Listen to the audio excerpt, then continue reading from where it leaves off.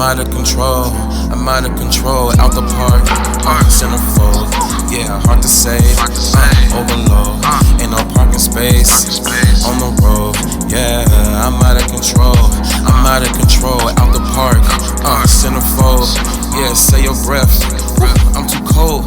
Yeah, devil hate me, wanna take my soul. Yeah, I am just a source of what you stole. I'm about to knock it out the park. Yeah, centerfold.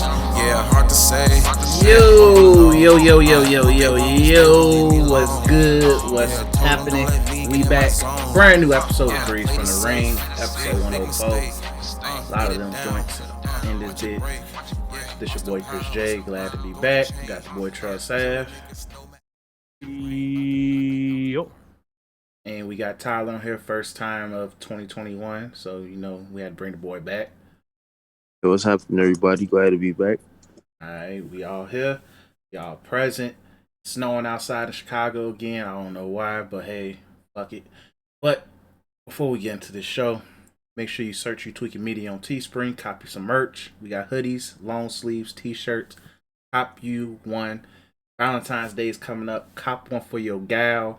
Gals, cop for your nigga, because Valentine's Day goes both ways. If it don't go both ways in y'all relationship, then leave that bitch immediately. But and forgive me if you think forgive me if I refer to your girl as a bitch and you got offended. It'd be that way sometimes. But let's go ahead and get into this show. Let's do basketball first. It's been a minute since we did basketball first, and it's a lot of stuff that happened this past week in the league. I know last week I said we're gonna focus on the Clippers, and I think I said Philly. Yeah. So it works out because we all have watched the Clippers, and primarily because they did play the Nets. I did watch a couple more games with the Clippers. Let me give a current status update of what's going on with them niggas. They can pull up the NBA app with their current record of sorts. Let's see. As of right now, the Clippers are top. Yeah, they are second in the West. 17-6. So they're second in the West. Lakers in third, but just by one game and a half. So Clippers in good positioning. They do have Paul George is in the MVP running. Currently averaging like a 50-40, close to 50-50, 90 right now. He's close to 50-50, 90. At one point he was at 50-50, 90. But couple bad shooting nights have put him down, but he is still in that conversation because I think right now he's averaging 48% from three, which is ridiculous. Really and good. Shooting 50% from the field as well. So the man's a walking bucket, playing really efficient basketball. Kawhi's starting to get in his groove as well. He's currently having a 50-40-90 season. We'll have a dialogue about that in a second about, I think, the amount of players currently in 50-40-90 territory. So, and as a whole, like the Clippers, like I've watched them previously for the past week, and like I haven't really, like, seriously watched them since the Lakers game, but the stuff that I've seen from them, they look like a more cohesive team. They are, I would definitely say they're a more cohesive team. Ibaka gives them like a lot of versatility in the front court, which really helps them out a lot. I think he's starting right now, and Nicholas Batum is probably one of the biggest pickups for them. Batum has been really hooping consistently. Even while I don't watch the Clippers and I look at the box score, but Batum consistently has strong stats and look like he affects the game for them a lot. He does all the little things that you need them to do, and I like that. It's just primarily, like, for me, they really need a point guard still. They need a point guard. Yeah. I know Pat Bev is hurt right now, but to me that don't mean nothing, because even then you still need somebody who actually play making a starting lineup. Paul George technically is the primary point guard, but to me personally, that's going to affect them come playoff time, because one of your best players have the ball at all times, but he's never going to have rest without the ball either. So Definitely agreed. Yeah, especially since he's not technically like a play, like he's not playmaking first like LeBron is, using that as a comparison. So I still hope they do. I strongly hope they chase after Lonzo. I've heard they're interested in Derrick Rose, but Derrick Rose, yeah, is a playmaker, but he's not as much of a facilitator, and they need more of a facilitator in the point guard position than they need somebody who can. It's just another person to score. And Derrick Rose, at this point in his career, is an upgrade from Lou Will, because Lou Will is a disappearing act. I don't know what Lou Will has done at all season. Like like I don't know where that man is on the court sometimes. It's he misses Montrezl Harrell, or age has finally caught up with him. So I feel bad for Lou Will. But what I've seen from the Clippers, I like. They're clearly like a better team right now, but the dialogue will always be, come playoff time, what is Paul George and the others will do. Those are my initial thoughts on the Clippers. So, my initial thoughts is real similar to Chris. It was funny. I was watching that Brooklyn game, and it's not the first time I watched the Clippers, but it's one of the first time I was watching them unbiasedly. So I was watching them to see if I didn't care if they win or lose. Most of the time, I want to see them lose because it's kind of funny. I hate watching basketball like that. But when teams get so hyped up, sometimes I tend to kind of see an upset. Same thing with like Brooklyn. Brooklyn got 3 stars on there. So to go into every game saying, "Oh man, Brooklyn gonna win," it's kind of boring. What's the point of watching it? So watching those games in the eyes of them niggas probably lose makes the game much better. Because sometimes them niggas probably lose. Clippers are different though. You can tell they got a little bit more chemistry, even though I still think last year saying their chemistry problem was a fluke because you still changed your roster and you playing really, really freaking good. Like you changed your roster. You got rid of a big piece in Montrezl. Montrezl was a huge piece, and you added folks from Detroit. White folks. Luke Kennard out. And he didn't play against the Nets. I think he's dealing with like a nagging injury. Probably. You still get people like Luke Kennard. You got people like Serge Ibaka, who's getting him like orchestrated into the offensive side. Is probably be real harder. I don't care if you did have Montrezl last year. He ain't Montrezl offensively. So. Yeah. Having those pieces come in and Nicholas Batum have to integrate them in the offense, that's chemistry issues regardless, but y'all playing really good. I think they're utilizing their stars really well. I don't see it being extremely effective in the playoffs depending on how Ty Lue does it. Ty Lue is used to say give the ball to X great player here in the playoffs and let them do what they got to do. So he has a chance of doing it twice because he got Paul George and Kawhi Leonard, but Kawhi is not a person who's gonna stay in the game for 45 minutes. We see it all the fucking time. It's kind of like a Game 7 type situation. Lakers Braun not staying in the game for the whole game either. I'm gonna sit down beginning of the second, and beginning of the fourth, or whatever time Braun sit down. But also, it's cool to see that Tyronn Lue is taking what Doc Rivers did on defense, but he's making their offense way better. Their 3-point shot has gotten really good. Yeah, I think I think they shoot like over 40 or close to 50% from the corner. Yeah, and reason because of that is he's integrating certain pieces to that offense to work well. He's integrating that Morris better than Doc Rivers did. That Brooklyn game, that Morris twin almost saved them, G. He was balling towards the end. He was. Marcus Morris cost me money.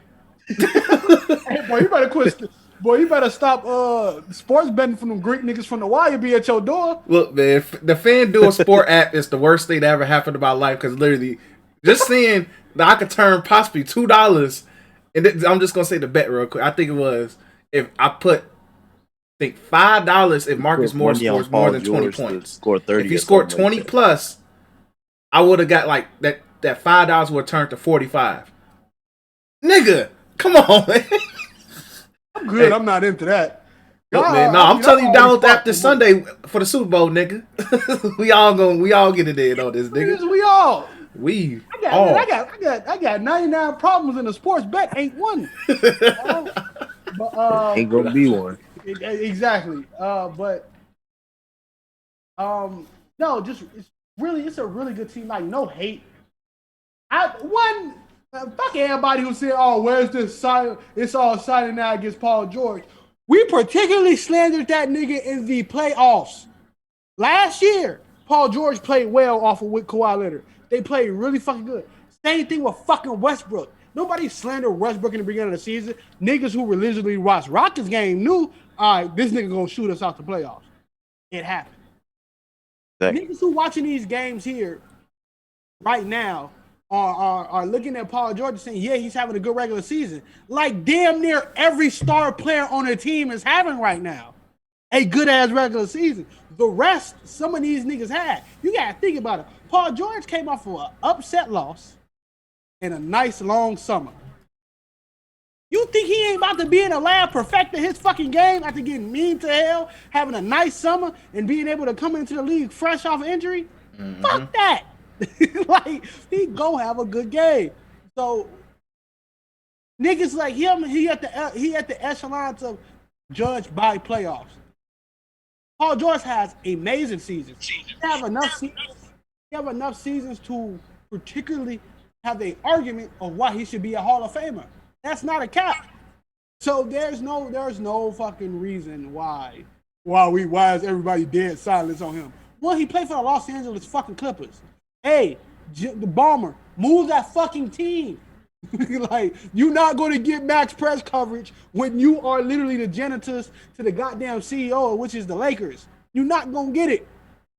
Niggas talking about Jared Dudley book more than they talking about you. So there's no way that you ever going to get the press that you think you deserve. Jared Dudley got a book out? Yes. Yeah. He has a book. Apparently that was a lot of conversation, which stupid Jared Dudley better stay humble. Oh, by the way, the book is free if you got Amazon Prime. It's free if you got Amazon Prime. I'm not gonna read that shit. What the fuck I'm gonna listen to Jared Dudley for? This how you be a locker room guy? I'm not in sports. So, like, what I'm here for? I rock with Jared Dudley, but I'm not about to read you slander Paul George off. Like, what is this motivates us? My nigga, what you was massaging Bron when we all heard Paul George was going, what is this us thing? You weren't in the fields. At all. You were not. You was a locker room guy to gel them together. That's not a problem. I think every locker room needs that. But to say that this motivated us, you talk about as a Lakers team, you are not part of that us. Yeah, you got some good practices with them niggas. But when it came to putting shots in the hole, when it came to actually playing, you are not an integral part to the Tim winning the chip at all.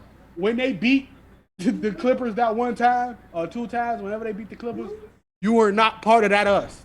So and Paul George averaged about 27 against all them games, by the way. So you definitely didn't help stop him in any way. Paul George absolutely balled when he came to that. He always balled when he paused this game for I'll fucking lose. Well, long story short, to get off of the Clippers, I think there's a major team. Hot take. I like them a lot better than I did last season.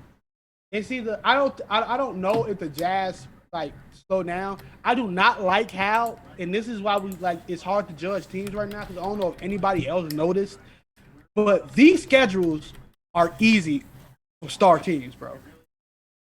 You look up, bro. You see Bron have to just going against Atlanta. These two games, the Celtics game and the game in which they're going against Denver, are the only times they really and Philly they win against Philly. Risky. Them 3 games is the only times you really look at them. We're like, are they going against some real niggas? All those other games been against, like Dallas or like fucking. They was on a 9-game win streak at one point. On the and road. You look at the niggas they win against. On the road. They were on the road. Same thing with like Brooklyn. Now we really want to talk about Brooklyn because they're gonna become the future fucking Lakers of this podcast. People say, oh, they're 6-3 or 6-4 since acquiring James Harden. Most of those teams they win against are absolutely ass. Like I give you that win against Brooklyn, But you went against a Miami Heat team that literally relied solely on Bam, and you almost lost.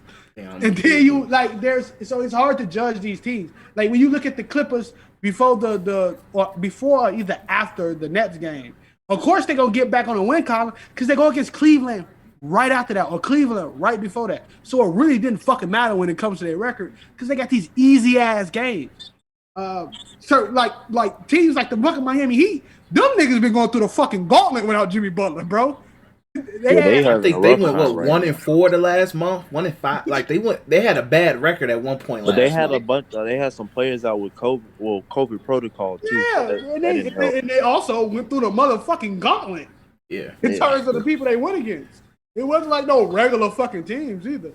But yeah, shout out to the Clippers. You will rarely ever hear me say that on this podcast because it's the motherfucking Clippers. No hate towards them, but it's the motherfucking Clippers. But yeah, shout out to that. Yeah, Tyler, you wanna say your thoughts on the Clippers? Y'all pretty much said it all. The only thing I would say is I have a bit more faith in them, at least currently. But again, like we don't really judge them until around playoff time. But I would say no. I'm gonna say that take for a later date. But y'all pretty much said it. They look good right now. They're in a good spot for where they're going. So, all right, cool. So let's go ahead and talk about the Clippers versus Nets game in itself. So that was a really exciting game to watch. That was a fun game to watch from start to finish. The Clippers look really good. They didn't have Pat Bev in that game, so it makes you wonder how well if he would have dictated whether or not Kyrie was going to send whoever they guard to God. But once again, I've been saying I think this has been a problem since last year. They have a horrible time guarding guards. A horrible time. It's not 2K where it's easy to protecting the fucking lead. They can't protect the lead to save their motherfucking life unless it's the Lakers. Yeah. Even then, sometimes they trick it off to the Lakers, and the Lakers just trick it off back because they're like, we just want you to know we can come back. That's the funny thing with the Lakers. We just want to let you know we can come back. Have fun. All right, but yeah, that's and once again that goes to why I feel like they need to call the Pelicans for a specific light skinned beige nigga with the last name Ball, who probably needs a good change of scenery because I just don't like the way Stan Van Gundy uses him. But that's a different subject for a different podcast, a different episode of the pod. But they should definitely be on the phone for that nigga. Because regardless how you feel about his streaky shooting, Lonzo can still play make and he can guard and defend his ass off. He is still and he's an upgrade height wise from Pat Bev and Lou Will. He's 6'6" and he's lengthy. Yeah, he's literally 6'6" and he still guards point guards and the shooting guard well. So that helps you in most of the contended teams that you will see in the second round. And if you possibly see Luka again. Not to say Luka's gonna shut Lonzo down, but 6'6" versus 6'7" is a lot better than 6'2" guarding 6'7". So throwing that out there. But Kyrie went the hell off. Literally danced them niggas to the moon and back. And fourth quarter wise, KD just stated his dominance. He did not care who Kawhi Leonard was. He said, "I'm sending you to God." You wanna know why he didn't care who Kawhi Leonard was? Because Kawhi guarded him twice. I could have sworn I seen him guard him more than that. I think I was looking it up. Either in that fourth quarter alone or the whole entire game. I can't. I wish I could find a tweet. But out of the whole game, I said out of the two possessions Kawhi guarded him, KD was 2 for 2 or some shit like that. But KD didn't miss a shot. Out of the possessions KD guarded Kawhi, I think Kawhi was shooting less than 30%. Yeah, I know. KD sent that man to God. Either way, whoever was guarding KD in that fourth quarter got drugged. But I think I learned I think I learned more from the Nets than I did for the Clippers in this game. The Nets can turn it on defensively when they want to. I hate that they have that switch. I really hate the switch, matter of fact. I hate that shit with a passion. But once again, with them, my question is, can you sustain it for a 7-game series? That's my only question. Because at the end of the day, when it comes to playing the Nets, your job is their job is, can you outscore you? Can you outscore? Can you race us to 120? If you can score 120 before we do, you might win. If you score 120 with us, we might go to overtime. Someone's losing though, but 150 points is going to be scored if it gets to overtime. Literally, the freaking final scores for the next games be disgusting. But I really I think I learned more from the Nets that they are capable. I will say this: I have no problem with Harden defensively, and I think people's gonna respect it more over time that Harden has showed himself he can be a solid defender. And I think with his current role with the team, where he knows his job is to play make, which I think he looks the most comfortable, more comfortable than I thought he'd be. It allows him to be able to focus. Okay, I could be a solid defender at very best. I ain't gonna say he's gonna sit there and see Jimmy Butler and say, I'm gonna lock your ass up. But Harden has grew to be a solid defender and not to be cooked. Kyrie, on the other hand, still, God bless. But I think the defensive, in a 7-game series, that defense getting exposed. Yes. And I'm not saying, now this is not saying they will lose that 7-game series. That's different because of firepower. If KD can just literally average 25, and you can he's going to average more than 25, so let's say 27. KD can average 27. That's a good 27. But if Kyrie can do that consistently in the fourth quarter, if you could do that out of the 3 games out of the 4, my nigga, if you could do that out of the 2 games out of the 4, that team is almost impossible to beat. Yeah. What Kyrie did to that fucking Clipper squad in that fourth quarter was something to imagine. It was wrong. There was not a layup I saw that I thought wasn't going to go in. The threes, maybe. But the motherfucking floaters and layups and fucking jellies. Yeah.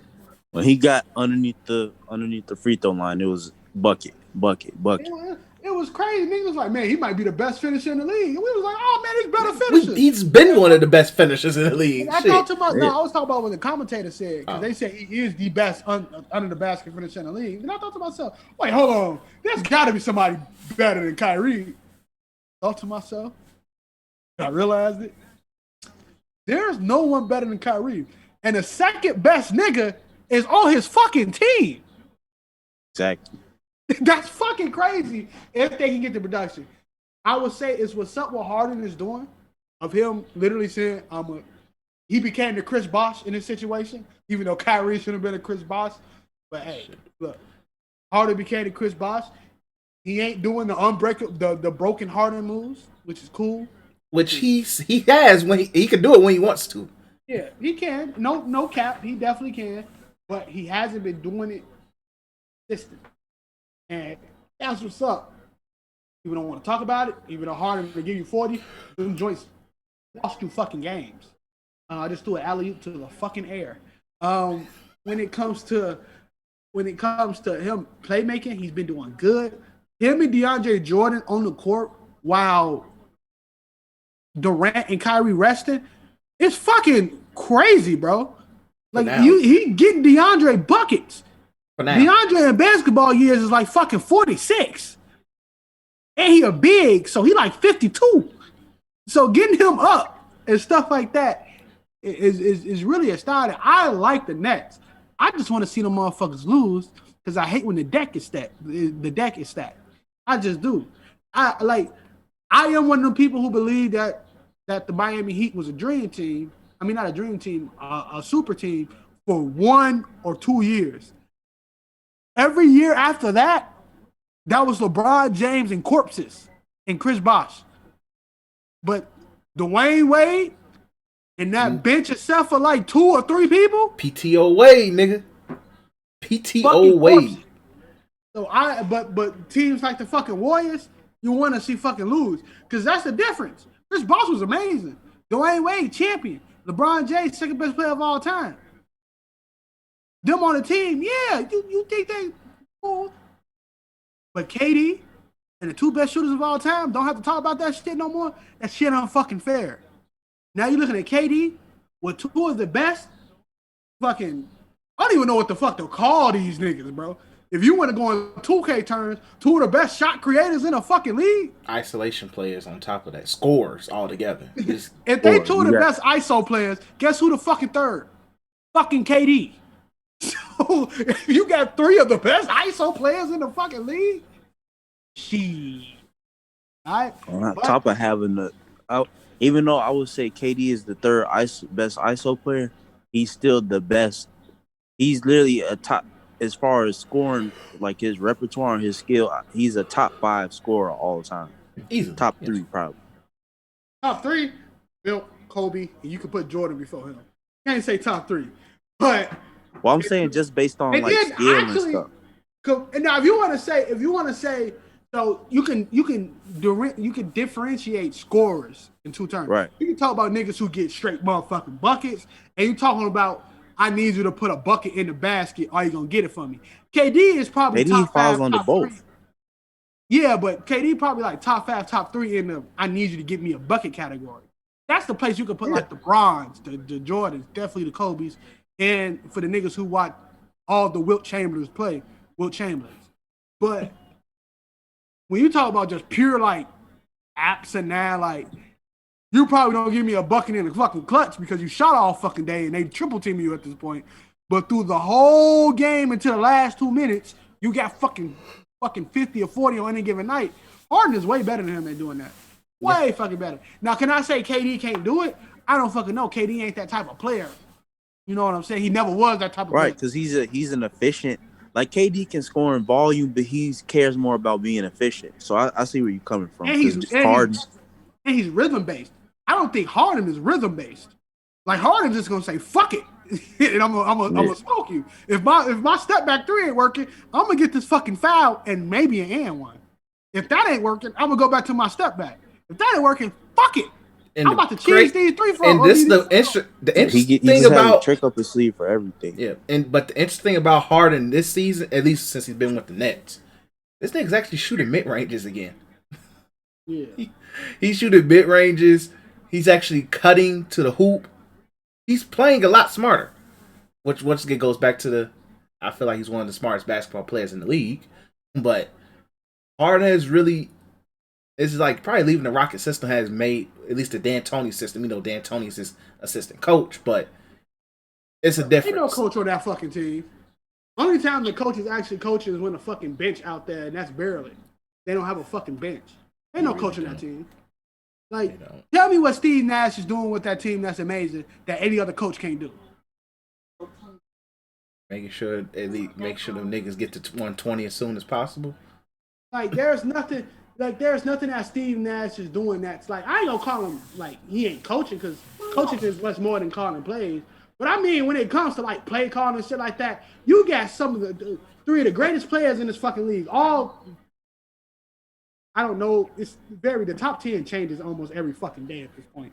But arguably all top 10 players. Oh my God. They're what the fuck?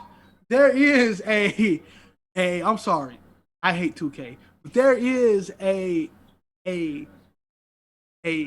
sense that what plays do I have to call for these niggas? Like it's basically saying find a way to get open or mix these motherfuckers up. All right, break. Let's go play some ball. That's it, bro. You don't do anything else. All right, y'all get defended really fucking well. Guess who's open? Gerald Green. He can make one of them bitches. And Gerald Green has been playing good the past 2 games. And Joe Harris been balling too. I think Joe Harris had a 30-point game. Playing really good. Joe Harris, low key, probably one of the best defenders on their fucking team right now, bro. Like, and that's not a cap, bro. Like he doesn't. He has like moments where he gets sauced, but he also doesn't get sauced too often. Not anymore. Like I said, he playing like an Alex Caruso type. Like he doing some of that fucking dirty work. I won't put him on Caruso level. Caruso Like, Caruso- bro, I'm watching it, bro. I watched the games in which they played against Cleveland. I don't want to talk about that Washington game because that was just a nasty fucking game. That game was hilarious. But I watched a lot of the Nets game. I low key watch more Nets game right at the moment than I watch Lakers game, Same. and that's not a cap. Same. Just because with the Lakers, sometimes that shit is really boring because they slogging, and I hate teams that fucking loses leads like that. And the Lakers are one of it's every LeBron James team just fucking lose the lead like that. All right, Tyler, peace out. But when I see Brooklyn, I look at Joe Harris, and I see this nigga actually playing the fucking passing lanes, getting dirty. Now, is he stopping the Kawhis? Is he stopping the Paul George? Hell no. He giving trouble to Lou Will. He fucking up Nicholas Batum a tad bit. So I would give it to the Caruso spot because Caruso ain't fucking stopping nobody either. He just being a really good fucking pest. So yeah, that's my take on Joe Harris. I have no take on DeAndre Jordan. DeAndre Jordan. My They last need to 3 be, years regardless. They productive. If I anything, would say just get this: some. if they can find a way, I don't think the money works at all. And if it does, you playing with G Leaguers. But if they can find a way, no, it can work. But I don't think that's happening. You get Drummond on that team by this time of next year. Now, next year, yes. This year, no. The reason I can say he most likely can be on that team this year is Cleveland got enough money to buy him out, but I don't think Cleveland that fucking dumb to buy Drummond out when Drummond is probably the most valuable trade asset right now. Exactly. I'm not counting Bradley Beal. Like Bradley Beal. You're exactly. He's if Bradley Beal probably ain't getting traded until he legit says I want out. He literally just recently said I don't want out. Drummond is an asset, and if you're Cleveland, regardless what happens with Drummond, he's an asset. You can get pieces for this nigga. Multiple. You get picks, whatever. You still have Jared Allen, JaVale, and JaVale. You could buy out JaVale. I think I've tried multiple times. There's no way to get Drummond to the Nets. The Clippers have a better chance. The Clippers have a good chance. I think Portland can make it work. I know this is. I think I talked to Tyler about this in private, but I said, if I'm the Bulls, fuck it. Yeah. You're like, even though they're a little bit below 500, you can sneak into the playoffs and drum it like Chicago. That benefits the team in itself. So just throwing that out there. But drumming to the Nets this year is pretty damn tough, and I don't think nobody's gonna want to work out a multi-team trade again with that team, at least. But yeah, so let's get ahead and move on. Let's go ahead and talk about Philly. Philly has been hooping. Philly looks really good. They finally got the whole team is back now after dealing with COVID protocols. So Steph Curry's back. They look really freaking good. But above all, Joel Embiid looks amazing. That was last week when they beat the Lakers. Looked good in that game. And even the games I do pay attention to them, like even briefly on League Pass, they just look so freaking good. And it's like offensively, they look better. Like defensively, they still one of the best teams in the league. Like last year, it was easy to sit there and say they were one of the better teams defensively. Last year, this year, they still up there. To me, they still up there. They still up there. Because you still got Joel Embiid and Ben Simmons. Ben Simmons run the perimeter, Embiid runs the paint. And even when Embiid's not on the court, you have Dwight freaking Howard. And Matisse Thybulle is a really good defender. Tobias Harris is solid. Steph Curry is a okay defender. He's you don't really have no bad defenders on your team. So the main thing was, can we get the offense flowing with Ben Simmons and Joel Embiid on the court at the same time?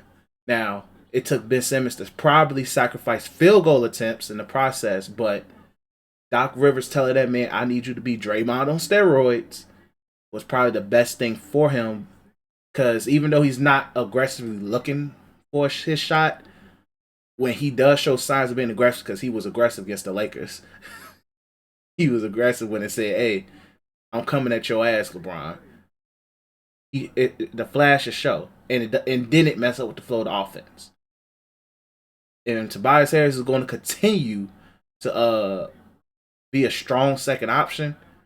They straight, like they're straight because you can. I'm not gonna sit there and say they could lock up the Nets or they could sit there and lock up the. Well, they do a good lock up the Celtics, but you can score with them while also making big plays defensively and capitalize off of it. So I like what I see from Philly is really good. Doc Rivers did doing his thing. Once again with Doc Rivers though, we need you to take it all the way to the top, which means finals. Because don't waste my thing is don't waste a Joel Embiid MVP season, G. Do not waste it. Please don't. That's all I gotta say. You know, I agree. Doc Rivers literally got to say, it's literally finals or bust for him. For that team, it's not for that team. It's a lot of things that team.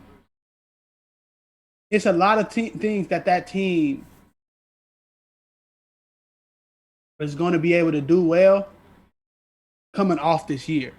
Mm-hmm. I mean that this year is not successful. Ben Simmons is a very amazing asset, right? Niggas, I just fucking lost to this. Never playing a game in the podcast again. Just fucking lost as soon as this shit started. But Ben Simmons is an amazing asset. You have things like Seth Curry, who you can either keep or you can turn to another amazing asset. You got a lot to work with, say for instance, if things go bad. But the great thing about what's going on right now, I don't think it's going bad. Their biggest test is not even going to be the Brooklyn Nets. Will that be the best series they have? Yes. But their biggest test will always be the Boston Celtics because they forever have Joel Embiid's number. Even though he's played well against them so far in the regular season. But they always got Joel Embiid's number until Joel Embiid said it himself, we're not even rivals if they keep beating us. It is what it is. Now, as the way the team plays, Tobias Harris is having a Paul George-esque season in which he proving niggas wrong. Even though it's funny how pages that are the main ones disrespecting him be the ones saying, "Oh, where the noise at now?" When y'all the niggas who the ones who show his fucking stats whenever he get done off the court. Like, we give a fuck about what the hell Tobias Harris is doing. So I find it cool that that's the thing. Also, Doc Rivers is being an amazing coach, but let's also who they got Daryl Morey as their GM now, right? No, he's the VP of basketball operations. Elton Brand is still the GM. Okay, them two together made a really good fucking team. Yeah, neither one is scared to make a move. Both are like very bold. Like they ain't scared to make moves. And they was willing to trade James Harden. I mean, to trade for James Harden while dangling Ben Simmons. So it's not like they're not at a win now moment with Philly. I think it's a lot of teams at a win now moment. But this team is a really good team. And I'm all that just to say this. Joel Embiid is leading the MVP race. That should be a fact. Yes. If you was to say the 5 people right now, it would be Joel Embiid, Jokic, Bron because of the better record than KD, who was 4th. And then 5 would be Paul George. Those 5 right there, I think should be at a case MVP. Not giving it to Steph Curry and the Warriors, because even though they smacking the fucking Mavs right now, the team ass. Because I literally, once I started the pod, I turned around and turned back around. So not giving it to Bradley Beal, because they literally just now winning 3 or 4 games. No talk about that. Kyrie had a sabbatical in the middle of the fucking season. And Kawhi Leonard would never play more than 3 games in Kelly a fucking row. Oubre gave them 40. He gave them what? Kelly Oubre dropped 40 on their ass. Yeah. Shooting After this, 14 let's for have a dialogue 21. about the Mavericks. Huh? After this, dialogue about the Mavericks, real quick. Yeah. Because wrestling, the only thing we gotta talk about is the Royal Rumble. But let me finish it with this. Joel Embiid, this should be his MVP season. Even though I don't know if he is a sexy pick just yet, like a Bron or a KD or even a Jokic. If Jokic keep playing like the way he playing, I wouldn't be surprised if he be the nigga with the MVP trophy at the end of it. But he should, logically speaking, off just stats, playing, record, even though he in the East, but he is by far leaps and bounds have the best team in the East. Be MVP. Yeah. Like, to me, is no argument. Like, he's consistently shown up, even in big games. He's shown up. Like, the Lakers game, I know I keep bringing up, but he looks good. I believe when they played the Bucks, looked dominant. Played the Heat, sent Bam to God. So, when he saw the Celtics, I know the Celtics give that nigga drugs. Gave them the drugs. So, if it's like this is the best Embiid has played, he looks as key with me with Embiid is always stay healthy. So like clearly they're doing a good job not not loading him up too high on minutes. Shout out Doc Rivers on that end, but Doc Rivers does a good job with managing minutes. He did a good job with Kawhi. But he looks dominant. Like where I like there's like he's still using his full skill set. Like the man is playing all three levels as a big, which is freaking ridiculous. But he's still looking really strong defensively. He's putting forth effort. There's not a moment where I sit there and be like, oh, he's hiding offensively just to let somebody else cook. Like he knows he's the best player. He's accepting the double teams, triple teams, and he's making sure regardless the offense flows through him and out of him, whether he scores or not. And it's benefiting everybody. It's benefiting Steph Curry. It's benefiting Tobias Harris a lot. It's benefiting Ben Simmons because he's able to just play his role perfectly. It's benefiting the bench and all of that. So I really am proud of Joel Embiid as a huge Embiid fan that I am. I'm happy to see him do his thing. He's definitely my MVP with no hesitation, at least in the first quarter of the season. So shout out to Philly, keep doing y'all thing. Just once again with Philly, it's more like a prove me in the playoffs thing. Even though last year was just a weird season for them, but it still proved me in the playoffs that this can work. And just as of right now, offensively, I feel like it should. I think they still should add a shooter. I've heard that they're trying to bring JJ Redick back because the Pelicans are shopping him. If you can bring JJ Redick back without losing to Steph Curry or nobody important in the rotation or a Shake Milton, you straight. Hey, time out. We got to reset everything we said about the Sixers. Wow. They just got their ass mopped by the Trail Blazers. No name. Mopped. Damn, it be that way sometimes. Hey, and B had 37, so I keep my word about him. Everybody else, though, damn, Ben Simmons didn't play. Ben Simmons got a calf problem. Hey, so like I said, everybody else getting bars but Joel Embiid. But shout out to Korkmaz getting 13 off the bench. But I mean, but hey, it happens sometimes. Look, niggas gonna lose. Freaking Lakers got freaking jabbed by Blake Griffin had a season game. His best game in a whole freaking year in freaking Blake Griffin hoop. So Folks just ripped his jersey. He might not be here. Beat on that team by the trade deadline. I'm serious. He really once just ripped his again, jersey. Any team that takes let me read Blake Griffin's contract real quick, G, and then we'll move on. Hold on.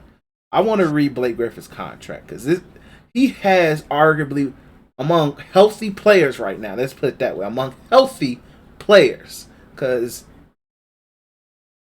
you can still make a case for Clay, but it's hope for Clay because everybody else is coming back from Achilles with minimal problems.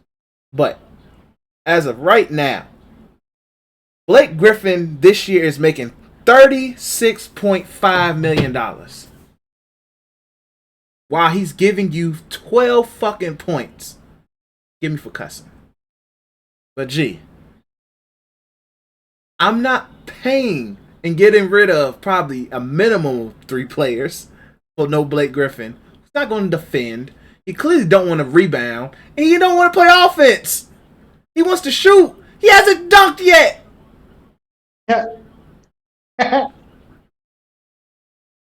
Hey, bro, his kneecaps, man, they ain't the same.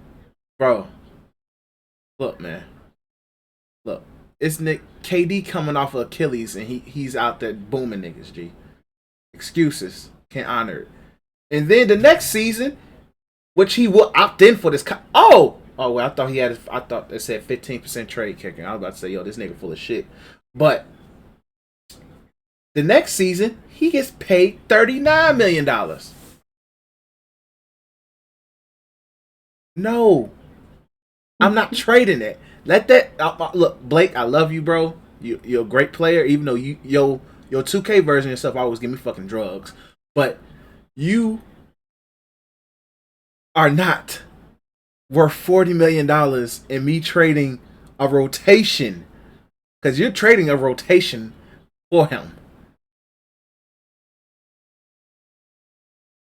No, there's no team that would take that unless you literally know, unless Blake Griffin literally whispers to the other gym like, yeah, man, I'm just trying to get the fuck up out of here, man. You know what it is. Even then, I need to know. I legit need to see a week straight of him hooping like how he did against the Lakers. Why even take that kind of take the chance? Even then, what team would take that? None. There's none. Kevin Love has more value than that, and Kevin Love can barely play 2 weeks straight. So no, I'm not taking that contract. But let's go ahead and briefly talk about the Mavericks. I'm scared at this point. I'm scared for them niggas, G. They somehow got worse offensively because I think they had the number 1 offense last year. They got worse offense. I think they're like middle of the pack in terms of offense. Defensively, even when I was watching the little I watched from the I won't say the little, but the portion of the Warriors game that I did watch before we started recording, Jesus freaking Christ. Jesus Christ. They had 72 points before the half.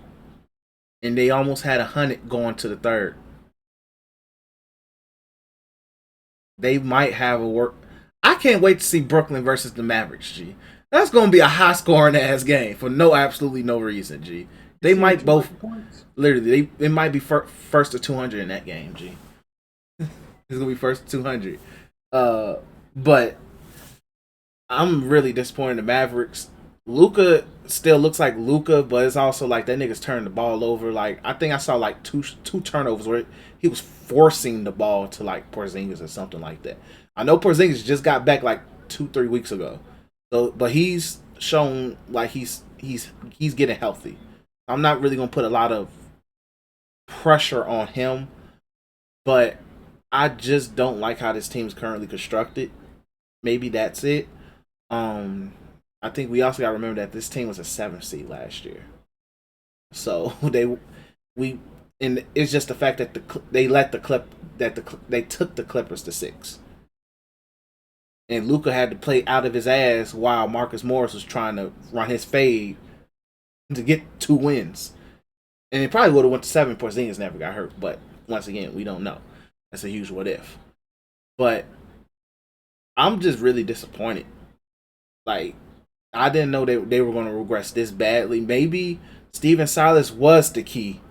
Maybe losing Steven Silas was that bad for them. I don't know, but just everything about that team is just a huge ass disappointment. Very huge disappointment. And letting Kelly Oubre, who's struggling offensively, drop a 40 ball is filthy. Nigga went 7 for 10 from 3.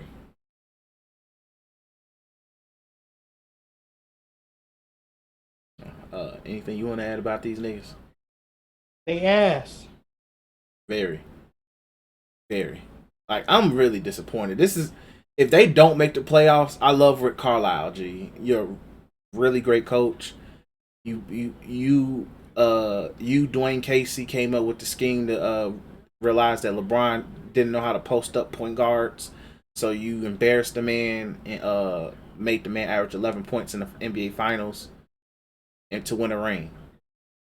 But my nigga, I will highly consider firing you if we don't make the playoffs this year.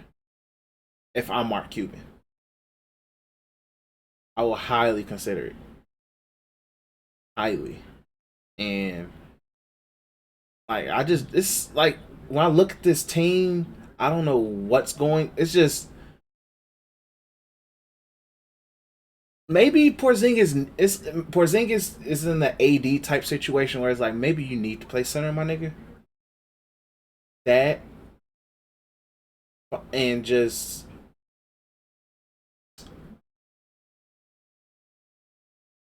I don't know. Like I think they need to do something with the roster makeup, and that might change things.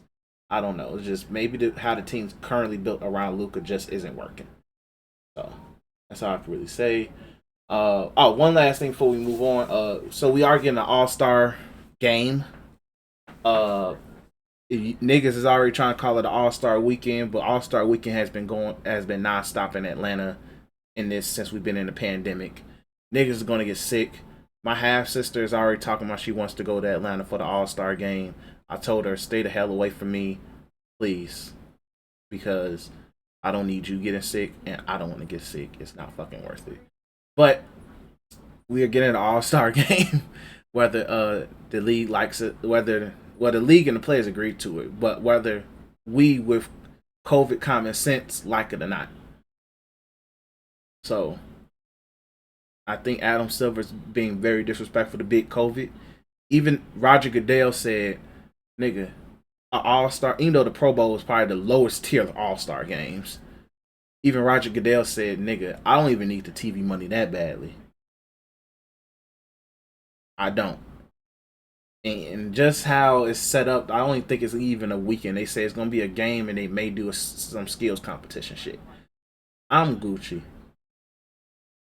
And it's in Atlanta, the hotbed. It's COVID capital. That's COVID capital of Black America. And if you think 24 of the best players, which among the 24 I know will include a James Harden in Atlanta, and you think that his ass is not about to literally be in Magic City,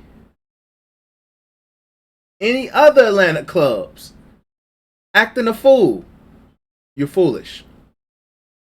If you think the only people who will probably behave and more than likely will behave is going to be LeBron and Anthony Davis, because LeBron going to drag Anthony Davis playing ass to the arena and back to LA.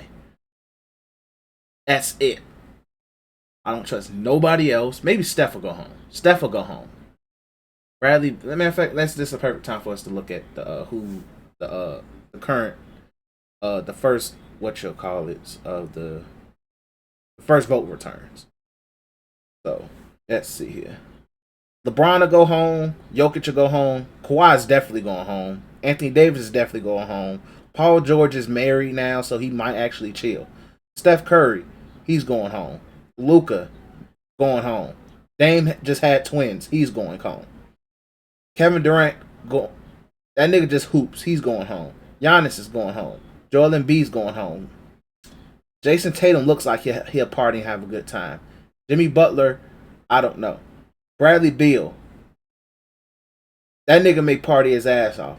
Kyrie is going to go to the trap museum in Atlanta and blow sage. He's catching COVID. James Harden's catching COVID. Jaylen Brown is an activist, so he may go to the Martin Luther King memorial. Trae Young, he already is in Atlanta, so he's been there, done that. A lot of them niggas is gonna get sick. And the league already has one of the strictest COVID protocols, because literally I think it's like almost 30 games has been postponed. The Wizards went 3 weeks without playing basketball. Well, almost 3 weeks. That's a little extreme, but almost 3 weeks of playing no basketball. So they got 2 weeks worth of scheduling to make up. Gee, it's not worth it to me. Gee, it's really not. And if you did want to do it, you could have did it in a more safer state. So more than likely, I know they're gonna try to put fans in that bitch, which is gonna be even worse. Because Atlanta is one of the few stadiums with fans, as we already saw LeBron cussing out a white bitch. Like you could have done it elsewhere, like Atlanta. G. Like you picked a fun place to do it, man. That's all I'm saying. You picked a fun place to do it. But your thoughts on that? Your thoughts is my thoughts. I think it's dumb. They should have just had a bubble again. I still don't want to have a bubble. If they're gonna have an All-Star game in a COVID hotbed, all jokes aside, you should not be telling the players they can't dap up. Makes no fucking sense. It really don't. Everything, like Adam Silver will go down as probably the most player GM of all time, but how he handled COVID this season will be a forever stain on his commissioner status, bro. Cause you not handling you reprimanding players more than you reprimanding the arenas. You know, more than you reprimanding whoever thought a fucking All-Star game should keep going. Like that should have been a question. Nobody was missing it. All-Star weekend ain't the same thing without it being a weekend. It's an event. Look, man. It's technically a week-long event, damn near. A week-long event. It's just when the weekend kicks in, that's when, because literally it's wild. Niggas loved All-Star weekend last year in Chicago because it was cold, nigga. It was cold. But the city was bussing. It was the last great moment before COVID hit. So, all that being said, I agree with you. It's not the same. Even though, like, you can sit there and say, well, Atlanta's open, it's still not the same, bro. Ain't no players about to go to no damn clubs like they usually do. It's not going to hit the same. It's really not. And then it's even dangerous because everybody who's famous, rapper-wise and all that, is in Atlanta and they get shot. Or getting shot or robbed or other stupid shit's happening. So you putting players in danger. Your best players. I just like it could be like I definitely agree Adam Silver could be handling so much better. But I'm also putting onus on the players because the players union is clearly also pushing certain shit and Adam Silver is a player's GM. So and this is one of those moments where R.I.P. David Stern. But David Stern sit there and be like, look, man, I'm all about this bread and this paper, but also you niggas, and this is going to sound very offensive, and yes, I know it's Black History Month, but David Stern would say, get y'all black asses out there and play, and don't worry about anything else. Y'all just follow these rules, these protocols. If you fuck around, look, it's going to be a lot worse than literally just sitting out 3 to 5 days. You fucking up the bag. Plain and simple. So yeah, but they could be handling it ways more better. But if the NFL made it to the finish line, the NBA can do it too. Yeah. It's just gonna be so much better. But let's go ahead and get to the wrestling side of things. We're gonna recap the Royal Rumble. Before we do that, even though on this podcast we did give Lars Sullivan a really hard time. Yes, we did, but he did get recently released, and I'm glad WWE and he also that Lars Sullivan and WWE had a respectful come to terms with it, and the man does deal with anxiety, and that's a very important mental health issue that is meant to be taken serious. He did also recently lose his father. There's a lot going on for the man, and very clearly, like, it was tough for him to live his dream. Like, yes, we made fun of him for being in gay porn. Yes, we made fun of him for hopping in other men's wives' DMs and just being overly thirsty and stuff like that. But regardless, he has mental health issues, and it stopped him from living his dream.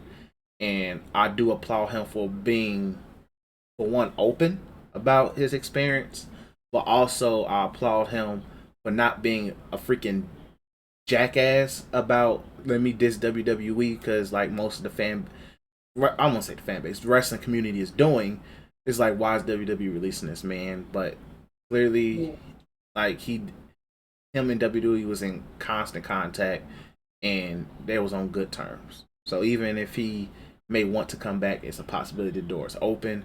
And but prayers to him, prayers to where he wants to do in his future endeavors. And I gained some respect for him for how he and not in literally he's still a racist piece of shit by the way. But I gained respect for just the fact that he was open and not being a ding dong about how WWE did me wrong. Yeah, yeah, but RP Bozo. Yep. So moving on. Let's go ahead and talk Royal Rumble teams. Royal Rumble was this past Sunday. Sunday. Yes, past Sunday. Let me try and pull up the results again. Okay. So pretty good. It was I feel like it was a really good Rumble event out from start to finish. I really didn't have no issues with anything. No problems with the winners. Fortunately Keith Lee had COVID. I feel like that changed things, even though some are saying this was the original plan, but hey, who knows? But they went with a result that I don't have much of a problem with. Let's go ahead and get quickly into these results. First match was, and this was a pre-show, I believe. Nia Jax, Shayna Baszler, get the belts back, beating Asuka and Charlotte. I'm not shocked by this. I'm cool with this. I feel like they're the ideal women's tag team right now, and you have time to build up the Riot Squad, or I think Lana versus Naomi. I mean, not Lana and Naomi as a tag team will probably be going against them as well. So Lana get her licks back. So you have teams you can work with them currently. Your thoughts? It was a good. Wait, we talking about the whole card, or we just talking about the Rumble itself? The whole card. It was a good card. I would say some of the regular matches, quote unquote, I was glad to that. But I wasn't truly invested in, say for instance, Well, right now we're talking about Nia Jax, the women's tag team match. Oh, I thought you were talking about the whole card in general. Oh, shout out to that. Them getting the tag team goes back. This women tag division don't make no sense in my brain. So I guess that's the way to get the belts off of them. There was no reason for the belts to be on them in general. You could have had Asuka have an old feud against somebody, and then have like Charlotte and somebody else with the belts. But that's really it for me in that match. I don't really have nothing else to say. All right. Next is Drew versus Goldberg. I think everybody had a huge sigh of relief. Yes. Oh my God, bro. That match was so fucking stressful. And it was like 3 minutes. Mm-hmm. I don't know if Goldberg fucking ruptured a lung by the end of that match, but he did not look healthy. He should really call the fucking quits. After every match, you look like you fucking hyperventilating or some shit. Well, man, when Goldberg kicked out of the first, whatever Drew McIntyre called his finisher, I was like, yup. And he hit that jackhammer. I was like, yup. Goldberg title reign. Vince don't give a fuck. But it just adds on to Drew Hall of Fame run. Got the rocket straps on him. Honestly, if it ain't Edge, I do not know who's going for that belt. I don't know. Like, I'm just happy that Drew retained. The moment when Drew headbutted him in spirit, I'm like, yeah, Drew's probably about to lose this shit. But they handled it perfectly well. They remember that they built up Drew McIntyre to be a freaking tank for damage. So it's like, hey, I could take some spears. I could be speared through the what you'll call it around the ring barricade, and I could get jackhammered. Pause. I'm still gonna win this match. So I'm cool with it. It went very fast as it should because Goldberg, like you said, has COVID lungs, so he can't breathe like that. But shout out to Drew, shout out to Goldberg for a quick sprint, a really good sprint. So next, Sasha versus Carmella. They've been like, I would say I don't really care for the rivalry itself and how it's being pushed, but their matches have been solid, so I don't have no complaints. It was another good match. Sasha clearly looked like truly like a champion in this match, and I don't mean in like I mean in the sense of she was heads and shoulders above better than Carmella throughout this whole match. Besides, like, Carmella getting some offense in, but Sasha just looked like she's clearly way better than her. So I like how they booked this match, but it was a good match. Yeah, it was decent. There was one point when I thought Sasha was going to lose that belt. When she came back in the ring and got put in Carmella fucking submission movie. I thought Sasha was losing that belt, bro. I was like, hey, Carmella does have a very good submission move. It's a really good submission hold. I was like, damn. And then Sasha came back. Working shit. Kind of like how my call is in my job. I say, for instance, Sam is one of the top sellers. Is his name Sam? I don't fucking know. But like, say for instance, like somebody is one of the top sellers or some shit like that. And it's I forgot the analogy I was gonna fucking use, but fuck it, it's kind of like my new job in terms of selling. But I swear to God, I was gonna be so pissed off with Sasha Banks lost, dude. Like, so pissed off. But her winning makes WrestleMania about to be way better. Way fucking better. Yep. And the reason I had a feeling she was going to lose is because Sasha Banks, whenever you get comfortable with her title reign, she loses. That's when she loses. So I was happy she was able to keep the title. Yeah. We're going to do both Rumble matches back to back, but Roman beat Kevin Owens in a very fun last man standing match. I enjoyed this match from start to finish. I like when niggas beat the shit out of each other. Those are my favorite matches to enjoy. Last man standing match between these two was very fun. I pray that this is the end of this feud. Please, God. But shout out to them giving us a great show. Roman running that nigga over with a freaking golf cart. It's funny as hell. That was a funny ass moment. Roman legit tried to kill this man at one point. Kevin Owens literally is a tank for damage, and just puts on just great moments for us. As a big Kevin Owens fan, like, I'm not mad that he lost. I like that he literally did push Roman close to losing because it took Roman literally grabbing the referee saying, "Nigga, get the fuck out the way, bro." And still won. And also, Kevin Owens had the bar of the night by saying, "Is that your blood? Yeah, this is your blood. This is tribal blood." And proceeded to throw that nigga somewhere. That was a bar of the night. And I thought Roman would have bar of the night, but shout out to Kevin Owens for that. But great match. Really great match. I'm cool with the finish. If Roman's also going to keep choking niggas out, I'm for it. Guillotine choke Roman. I like the match. A little bit too long for me, but I like it. Don't know who the fuck Roman going against next though, but I'm okay with that because I do not want to see these niggas go again. It will hurt KO's character if he go again with this nigga. Shout out to motherfucking Roman. He is really fucking good right now. Yeah. Prime Roman, something different. Out to the IO of relevancy, G. So let's go ahead and do the Rumble matches. So Bianca Belair won the Women's Rumble, of course. Her and Rhea was the final two. I don't remember who the final four was completely. I really don't remember off the top of my head.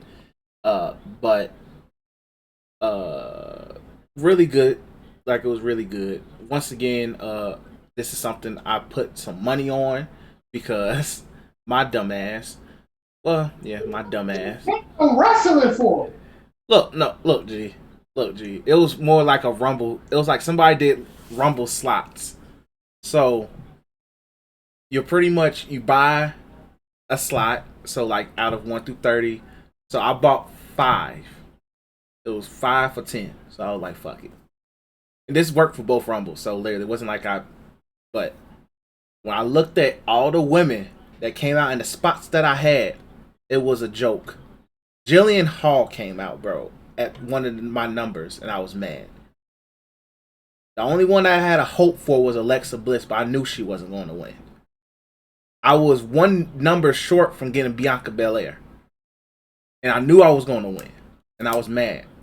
So yeah, I will hold my L and never probably ever bet on wrestling ever again, but it pissed me the fuck off. Either way, shout out to Bianca Belair. She performed well. Rhea Ripley really showed out. Who else had a good showing? Of course, Naomi. Naomi comes back in every rumble and just looks good. That moment with her, that spot where her and Bianca was trying to not fall out, and then Naomi used Bianca's hair, and Bianca was mad as hell. That was a very if you're black, specifically if you're a black woman, you know you don't want nobody touching your hair. That was a very black moment in wrestling. So shout out to that. But yeah, it was a really good women's rumble. I'm happy for Bianca. She, like we said on the podcast last week, it was hers to lose, and she won that bitch. So we're happy. Um, like Chris just said, but I reiterate it, and I quote, this was Bianca's rumble to win. I'm happy. I'm happy. Happy. Really great rumble. I'm glad she's the Iron Woman. She was able to survive longer than everybody else. Really freaking good. Got some good elimination. Got some good character moments with her and Ripley. Some nice fights in the ring. Her and Ripley had a nice little duel in the ring before she got flipped over. 90 feet. Literally no problem. If you want to say stars in the rumble, of course, Bianca. Naomi was there. Billy Kay. Fucking hilarious. Very. Okay? Really good. So Billy Kay definitely was a star of Royal Rumble. Lana becoming a really heartfelt babyface. Don't know how they did that, but they're doing it. That's pretty much it for me when it comes to like certain styles of the Rumble. Who was that? Was that Michelle McCool or Kelly Kelly that came out? I don't remember. Either one of them. That bitch don't age. She don't. Let me see if I could pull up all the women's don't entrants. age, bro. Whoever that is, do not age. I know Tori Wilson was among. Okay, is it Tori Wilson? Don't age. I think it's between Kelly Kelly, Tori Wilson, and Miz White do not age. That's some milk that hasn't gone bad yet. Ever, bro.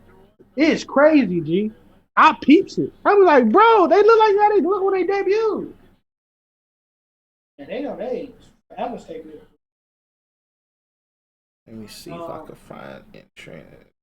Because I know it was Tori Wilson, but I don't remember. Shout out to Jillian, too, as well. Didn't know how much I miss Jillian. Shout out to Victoria. Oh, Victoria coming out was a moment too. They gave her the 8K special. I judge depending on who would get like the most hype in the match, depending if they got the 8K camera or not. So if they came out without the 8K camera, over. But Bianca didn't come with the 8K camera, so I was kind of like, oh no. Yeah, nice women's match. I can't find the damn entrance, but also shout out to Alicia Fox becoming, I think, the second woman to win the 24/7 belt. So shout out to her having that moment. So yeah, so men's rumble. Men's Rumble was really freaking good to me. I know some people were hurt to sit there and see certain people like Big E get eliminated early on, or well, not early on, but I think within the last 10. I don't remember, but seeing Christian be top 4, but it made sense. It made a lot of sense. So I'm not mad at Edge winning. Like it made like once again we don't know what the hell's going on with Keith Lee. He got COVID for all we know, or Mia Yim got COVID, so he's close contact. So it be that way, but I enjoyed it. It was still a good rumble. Bobby Lashley throwing Dominic to the moon was a moment, and I thought that was a setup with Bobby Lashley finally having his moment. But I guess our homeboy Extra made a call that Vince McMahon said, "Don't let that nigger prosper." So probably that. But the men's rumble was really good. I'm cool with Edge winning. Like, there's no fans in the stands, so I don't really have much of a problem with it. Clearly, as long as Edge is healthy, he's going to be on TV. So it's not a Brock Lesnar or even worse, a freaking Goldberg type situation. So it's like clearly Edge wants to be around since he's healthy. So let him be healthy. Let him be around. Either way, I'm satisfied if we do get a Drew versus Edge. Even though I think I would prefer Edge versus Roman. Solely for the bars. I know it's gonna be so many freaking bars thrown. But yeah, so I'm cool with how the men's rumble came out. Seth coming back was dope as hell. Like I was happy to see Seth back. That's my nigga right there. So Rumble's cool. I think it's a sure. I haven't think about this. It's sure that most likely Drew is not having his title after Mania. You think about it, he had his title after Mania. That makes it a whole year in which he held that title. Cap. Simple as that. I think strong title reigns don't have to last a fucking year. So, cap. If it goes on over the year, I think he definitely picks. I think he definitely picks. Drew. I think the ultimate opportunity to get ultimate opportunity is the Monday after Raw and lose and drop that shit to the Miz. The Miz got Money in the Bank. So Miz, real smooth transitional champion, have it till SummerSlam or what after that. But Royal WrestleMania is looking nice. We're going to talk about the Rumble. Shout out to Carlito for coming back. He's on a semi, like, let's see what you can go with deal, kind of like how MVP was when he came back from the Rumble. Want to see what goes on after that. That nigga is jacked. Fuck the Fiend. I'm glad he wasn't in the Rumble. Fuck the Fiend. All my niggas hate the Fiend. Except for Chris. Any other people that I was disappointed in? We probably will never see Aleister Black again. You like that sometimes? Yeah. No NXT call-ups other than Damian Priest. Damian Priest, which looked like a fucking star, and having him with Bad Bunny. We'll talk about that most likely next week. But shoot him to superstar. I'm telling you right now. He already got an influx in followers on Instagram just because he was in a couple of segments with Bad Bunny. So they got the biggest Latin rap star in the world. Probably one of the biggest rappers in the world, even though, American eyes are so blinded. But he had more streams than your favorite rapper. Damn, he doubled it. Yep. That's no lies. And they streams legit.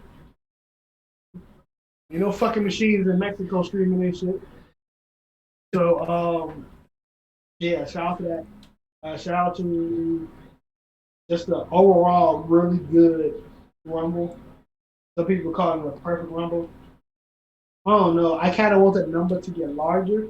Since the roster's so big, I think it should definitely start being more of a 40-man Rumble. I know the number 30 is significant, but a 40-man Rumble probably 2, 3 every 5 years, or 2 every 5 years, or go every 10 years. We got a big ass roster, and you can make a lot of stars in that rumble. Shout out to Kane coming back and winning a match. Even though he told his county they don't have to win a match. Yeah. Shout out to Rumble. It was a decent rumble. And then this past week on Raw, I don't think really nothing major happened. Edge pretty much teasing who he's going to fight next. Miz and Morrison, pretty much is going to be Damian Priest's first feud on the main roster. So I'm happy to see that. I'm excited to see where that goes. Like, I'm a huge Damian Priest guy. I believe he will definitely be a star. Weird to see him as face, but I guess if they use him right, I ain't gonna be mad at it. But yeah, like you say, he's gonna be a huge star, and like the thing with him and Bad Bunny literally screams money and Mexican fan base. So, or like not even just Mexican, Latino fan base. So you're winning in that aspect. Overall though, like Raw was decent this past week. NXT was really good. Really freaking good. So and shout out to Karrion Kross still being very, very anti people of color. Because now he's about to beat up the Legado del Plas Fantasma group. So clearly he is very anti people of color. Remember, his last few matches were against Keith Lee, Damian Priest, and now Legado del Fantasma. He does not like people of color. And I think he's basking in it right now. That the roster is full of people of color. So be wary of that, people. But yeah, decent week in wrestling. Nothing interesting did happen on AEW or Impact. Oh wait, no, Kenta popped up on AEW. There we go. Kenta popped up on AEW. I don't know if he signed. Do I give a fuck? No. But it's pretty dope to see somebody from New Japan pop up on there. Of course. But that's really in terms of wrestling this week. If you guys want an update on my current journey on WCW during its peak, because I already did the fall during its peak. I'm right now. I'm in September 1997. Sting. They're finally building up to Sting versus Hogan, which is in Starrcade at the end of that year. Lex Luger is a bitch, and I really hate that man with a passion. I feel bad for Big Show. Like, I really do.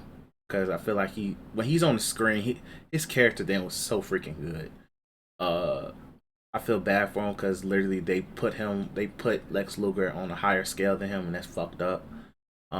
Ric Flair getting played by Mr. Perfect is hilarious right now because I already know Kurt Hennig / Mr. Perfect is about to join the NWO, and this nigga's begging him to join the Four Horsemen. He's really sad. What else is going on? I think that's all the major storylines. But if right now it's the build up to Hogan versus Sting is going on right now. So be on the lookout for the next coming weeks of how my thoughts on that. Hopefully, I think by next week I might make it to Starrcade. Depends how fast I breeze through this shit. But yeah. So that's all I really need to add in regards to WCW. WCW watching. Anything else we need to talk about? Anything with UFC need to be hit on? Oh yeah, so event this Saturday. I think it's Alistair Overeem versus some Russian nigga who last name or Croatian or whatever it is. Last name begin with a B though. If you want to watch Alistair Overeem either get knocked out, knock someone out, it's the only two options. Watch Saturday. Thank God I'm off for the weekend, bro. Like working weekends. Not working weekends, but working a full week. They fast. They don't really do shit. But that weekend hit way harder. But the Kamaru Usman versus Burns countdown to that. And most likely we see either Nate versus Dustin Poirier or Dustin Poirier versus Conor 3 will be in the works. or probably be announced sometime in the coming weeks. Looking like that. Look like the only two niggas he want to fight. You got that clear now. But other than that, UFC. All right. Ooh. So that's another episode 3 from the ring. We appreciate you guys for listening. Make sure you copy some You Tweaking Media merch on Teespring by typing in You Tweaking Media. We will pop up, copy the merch. And merch includes face masks, hoodies, long sleeves, and regular old t-shirts for all men, women, children, babies too. So make sure you cop for everybody. Also, make sure if you're watching us on YouTube, hit that like button, hit that subscribe button, and comment. It's greatly appreciated. Listen to the audio on SoundCloud, Spotify, Apple, Google Podcasts. Make sure you follow and subscribe, whichever option it is. If you can rate, we greatly appreciate it. And above all, no matter what, share, nigga. Share with the homies, share with the family, share with your girl. Might be a great Valentine's Day gift. It'd be greatly appreciated. But we appreciate you guys for listening, and peace. Avita Zen.